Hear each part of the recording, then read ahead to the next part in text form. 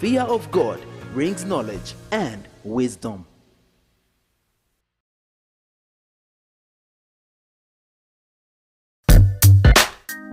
This week,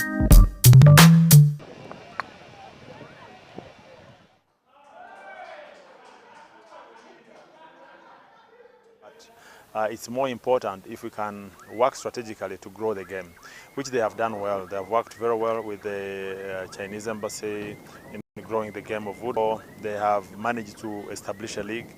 We are very grateful to all the participating players, the various clubs, and all the managers who have supported the athletes. The men's individual category was won by Thomas Kelly of Stroke Woodball Club with 97 points, while Sophie Namudu won the women's individual club with 66 points. To win, it has been really patience. It has been God with us. And then I think it has been our persistence to do it.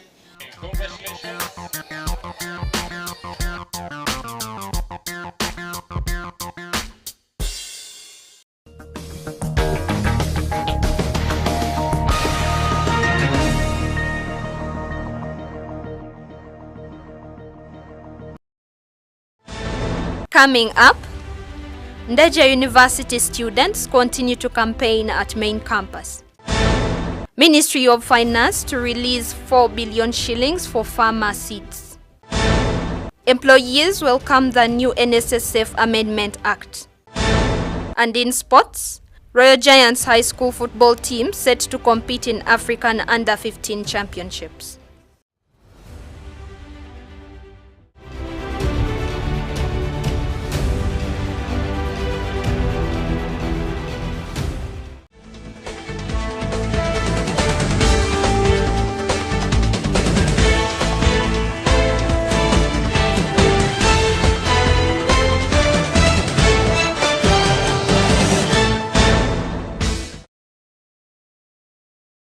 Welcome. This is Live at 8. My name is Grace NABUKENYA with the news in details. Ndejje University Guild aspirants continue to share their manifestos with fellow students at the main campus in Bombo ahead of the voting date, which is 14th April at the main campus in Bombo and 15th April at Mengo campus. Aslem Ojaru with more in details.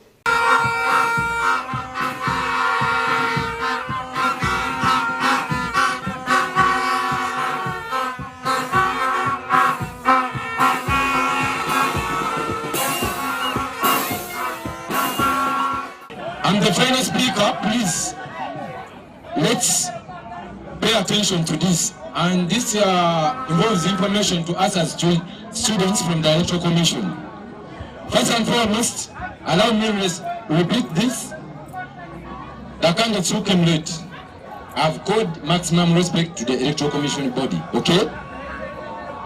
You were not around, but in due the same act, let's have maximum respect to the fellow aspirants. If Mr. Aswa Thomas Stephen is speaking, let not Timo Code intervene, okay? This is not a do or die thing. And the same applies to Aswa Camp. If Mr. Code is speaking, please let him speak until he's done, okay? We are not here to die in politics. This is a timely thing. There is life after politics, okay?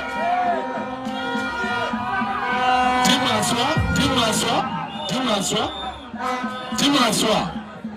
I said you're causing repercussions to your candidate, okay? If you don't behave, you will suffer. So, and again, another thing, it is about time management.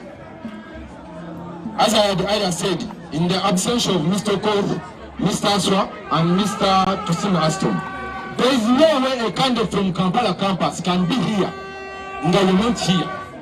That's very embarrassing, and you feel like you want to represent us, okay? Please take caution of this. Be good time managers. We are leading and other students are following. So I credit Mr. Wamba Joab and Kamkama Oscar. Please, thanks so much for what you did. Again, about the program.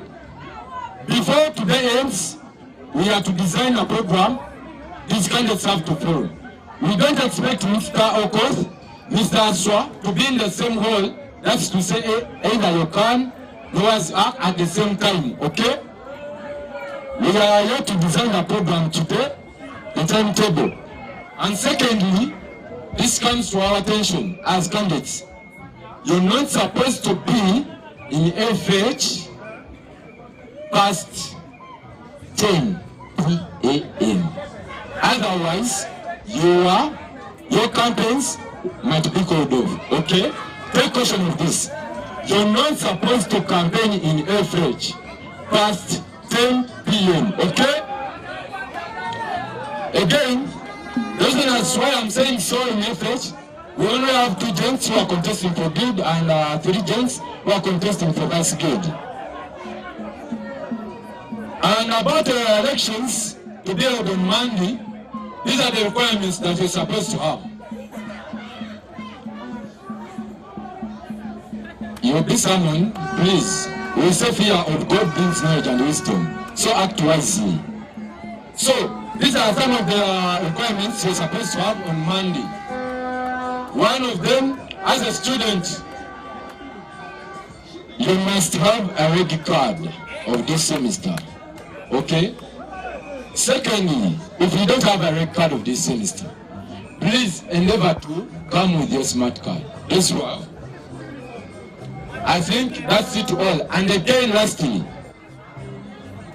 we don't expect people to come to cast their votes past time. So GRCs, talk to your people, talk to your car. Okay? You come, you cry to us, but we are here to bend towards the law and the constitution that governs us as students, okay? And lastly, I want to entertain only one question before the Electoral Commission, only, not a candidate.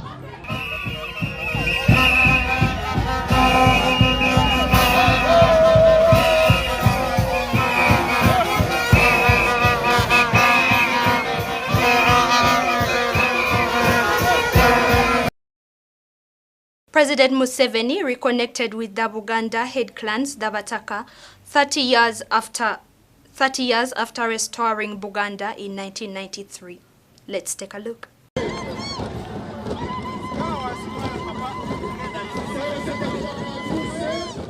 It should be noted that following Uganda's independence in 1962, Buganda Kingdom was abolished by Uganda's first Prime Minister Milton Obote in 1966, declaring Uganda a republic. Following years of disturbance under Obote and dictator Idi Amin, as well as several years of internal division among the ruling National Resistance Movement Party since 1986, President Museveni officially restored Buganda Kingdom in 1993.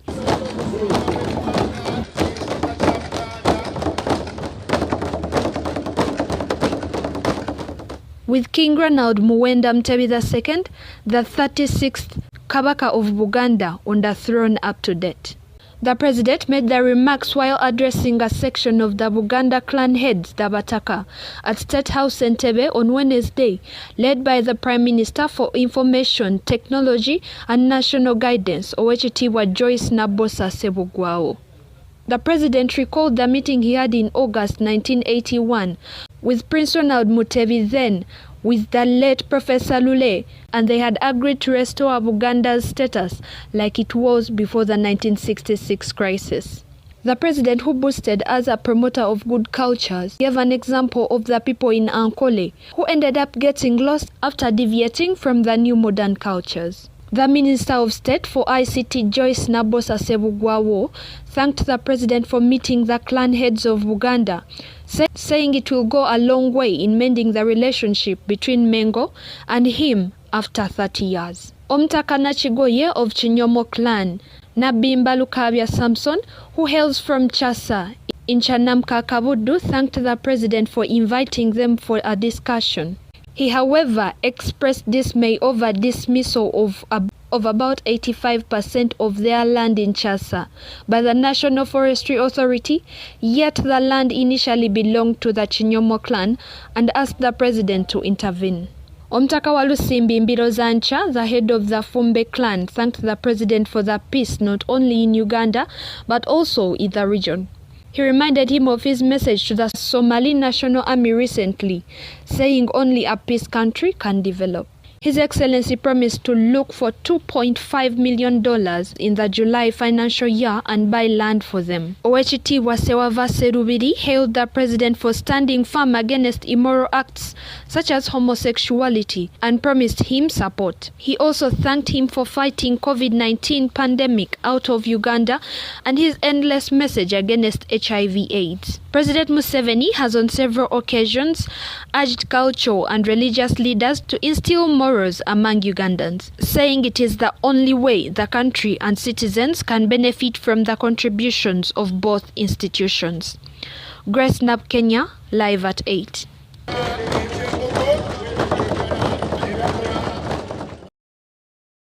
The Minister of Finance, Planning and Economic Development, Honorable Matia Kasaija, has pledged to release 4 billion Ugandan shillings to farmers for distribution of seeds. Anslem Ojaru with more of the story.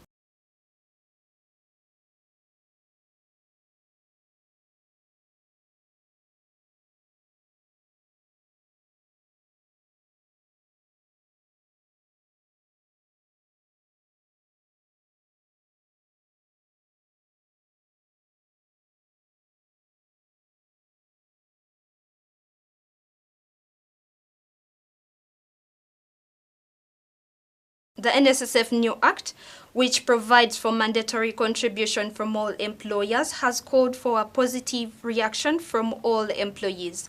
Sarah Chirabo with more of the story.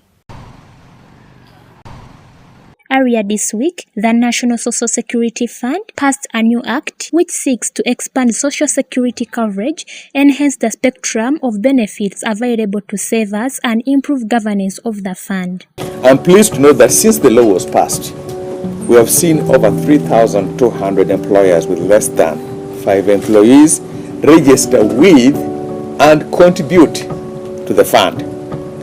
We have also noted that a number of employers are still not registered with the fund.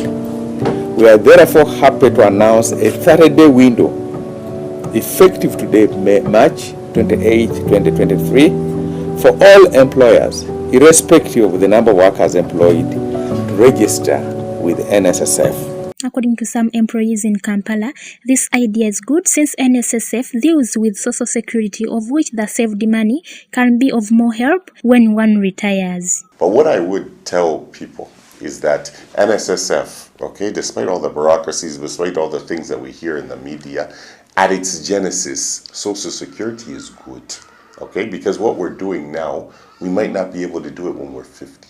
Okay, we might not be able to do it when we're 60. But if there's a lump sum there of always paying, you can get a package that can take you from that point up to the rest of your life. If you get it at age 50, if you get it at age 55, you can put up a rental. You can put up a small business.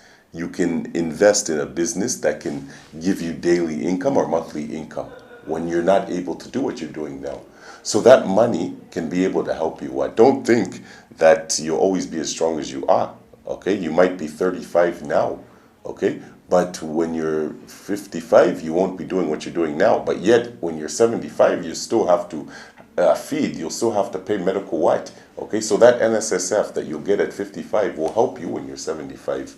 Okay, because what you're doing at 35, you won't be able to do it at 75. It's a good take. You know, it is always good to save for the future. And it is hard for us to save that money. You know, the day-to-day running of homes, expenses, it is too much, especially in this economic period that we are going through. But if you have hope that maybe after a given period of years, I'll be able to get some money, I can be able maybe to plan, I'm able to plan for that money, maybe to buy a land, construct a house, or maybe after, if you've constructed already a house, so you have a land, you can plan to use that money, maybe to buy a car. So it is a good take. and encourage people to embrace it. NSSF is a National Social Security Fund, in my understanding. But being a member of it, absolutely, I make contributions. Every month, I'm sure my institution contributes towards NSSF. And it being National Social Security Fund, it is meant to help you in the future. The future when you are no longer in active service. So when you are no longer in active service, such kind of funds. In their strong reactions while supporting the idea, employees added that since the initiative is in law, companies and enterprises should therefore embrace it. Maybe that one will be another policy for the government of Uganda.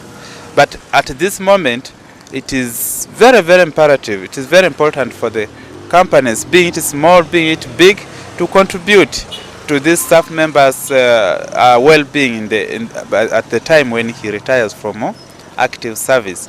So therefore, NSSF should be mandatory, and the government should intensify the process of making sure that these companies contribute the workers' money. It's a tough situation, and we understand small business, all businesses, because you can say that you've have your capital and you really want to invest in what, but then the second that you come, KCCA is coming, URA is coming, all of the capital is now in taxes. Now you've gotten a small company, now there's what you have to give, you are pay as you earn, there's what you have to give in NSSF. It's a lot, but I think what they would say is because NSSF at its center, okay, without all the controversy and bureaucracy, it's meant to develop that person who's walking, to know that in the future I will get a lump sum that I can maybe invest and do something, okay? So don't fight against NSSF. I think that even if you're a small company, you're dealing with people. There are labor laws, and all should develop. It's not that it's just me as the owner of the company I should develop, but also this person also has, you know, a future. She also wants to grow. They also want to invest in different things. So I think it's very okay. In addition, while stressing out the challenges with NSSF, employees noted that security and trust are key points, hence the need to be addressed. One of the challenges I told you earlier, that there is voluntary savings in NSSF. But the biggest challenge that people are fearing to save in NSSF is because of the recent scandals we have just heard from NSSF, that billions of money have been lost. So someone who would wish to voluntarily save his money without being forced by the companies to pay will fear to put his money there. That means you are going to lose your money. But it is upon now the management of NSSF to come and clear this air, that people should come and save their money, because people are saving for their future. They are saving for that future of which they will not know how things are. Issue that I think most people are worried about is because of the fact that there's a lot of bureaucracies there. You might find that somebody at 40 has walked and wants their NSSF, or they might feel that what they're getting, about the idea of getting money in the future, is still very far away, and even getting it is also another process. So they would say that, why don't, instead of paying that money there, why don't you just give me my salary or my facilitation in full and leave? But I think generally speaking it's a good idea, but I think NSSF and URA, they should possibly work on that trust issue with the public. The bureaucracy. I hope NSSF will be able to make a follow-up, put security on our money, because we people who have been saving, we hear what is taking place, what is going on there. We just pray that everything is okay. Our money will be safe. Atiku further thanked the NSSF and government in general for the great contribution given to employees. But we also thank government together with the NSSF who have come, who had given us some 20% for those who qualify. And I'm sure that money is helping people to catch up with the after effects of COVID-19. However, some employees noted that some enterprises and companies are willing to take part and contribute in NSSF but find themselves not in position. That initiative is not a bad one, but it will depend on entities. Not all entities can manage paying NSSF money for their employees, however much they would want, but they may not be in place. So the initiative by government is not good, but they delayed as government. It was supposed to be earlier taken. Sala Chirabo, live at 8.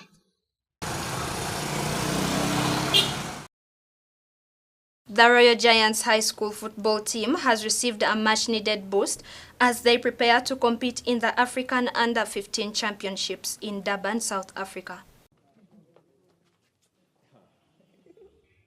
Royal Giants High School has received a pledge of 2 million Ugandan shillings from the Minister of Lands and Housing, Honorable Judith Nabakoba, to enable them to participate in the African Under-15 Championship in South Africa. The minister made the pledge during her visit to the team camp at the sports outreach in Chihuahua. The team is in search of funding, having won the Sikafa Championship, and now requires over 120 million Ugandan shillings to participate in the upcoming tournament. The team has already received 18 million worth of funding but requires further support. With the latest pledge, the team is hopeful of competing as 80% of their funding needs are now covered. This is a rare opportunity to us. We have been seeing teams from elsewhere being flagged off, but this time around our own is going to be flagged off. All has been flagged off because on Sunday they are leaving to join the rest of the African countries. And we are proud as residents of Mityana. We want to thank the director for the commitment, for the time, for the resources he has put in the team. And this has been built over time. We want to thank him for prioritizing sports as an activity, as an event in his schools. And I want to thank the coaches and also these children, because we call them children because they are below 15. We want them to carry Uganda's flag high. Let them promote Uganda, let them sell Uganda, let them sell Royal Giants, let them sell Mityana district, where they come from. We shall continue even, following what will be taking place wherever they will be. And we know that at the end of the tournament, they will emerge winners. That is going to be our prayer, because that's what we want. At the end of the day, we want Royal Giants to take our flag high, and then they win. It is a small contribution, but I know if it's from the bottom of my heart, it goes with blessings, because I've given without being forced. The players also surprised their school director with a birthday cake during the minister's visit, which was cut with the minister. The team will depart for South Africa on 2nd April, with the championship set to start on 5th April. Royal Giants High School has a history of producing talented football players, and this latest tournament presents an opportunity for the school to showcase their talent at the continental level. The school administration and the football team have expressed gratitude to the minister for her support, which has enabled them to pursue their dreams and represent Uganda at the tournament. Team eno tugezezzaako kyonna ekisoboka okulaba nti nno tugituusa weeri okuva we twatandika paka olunaku olwaleero. Tubadde n'okusoomoozebwa kungi nnyo okusingira ddala mu byensimbi, ate okusingira ddala okusoomoozebwa kwe tufunye nga sina kwa nsimbi, abantu ebyobulamu okulwala okwo. Naye Mukama mulungi nti nno tutuuse we tuli, era nti nno tubuzaako katono okutambula. Mr. Ntambi oyo abadde musaale nnyo okulaba nti nno buli kimu kitambula, era bajeti yaffe ayina engeri gyagitetenkanyizza okuva mu 2020 kati tulinga nga mu 15 awo 2 ekikumi director simanyi ngeri gyakikolamu, naye okuyita mu speaker, okuyita mu fufa n'abantu ab'enjawulo ne director yennyini tusobodde okumanaginga team. Njagala okwebaza ne director wa Royal Giant Schools olw'omutima oguzimba emiti emito naddala mu bya sports ate era ne mu byenjigiriza. Awo nno we njagala okusabira ministry ya education and sports ekulemberwa Mama Janet Kata Museveni yongere amaanyi mu kuyamba essomero lino erikiikiridde ensi yaffe ate era erikiikiridde ne district yaffe y'Emityana. The tournament will be an opportunity for the team to compete with other top teams from across Africa and learn from other players and coaches. The school administration and the football team have urged Ugandans to rally behind and support them as they compete for the championship, promising to give their best and make Uganda proud. Sala Chirabo, Arisharan Kiranda, live at 8.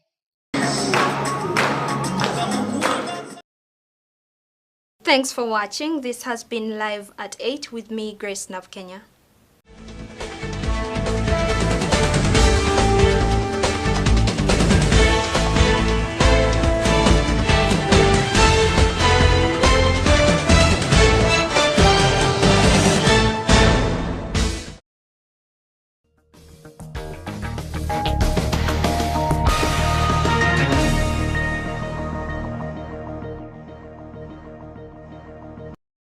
I'm Court Phillips doing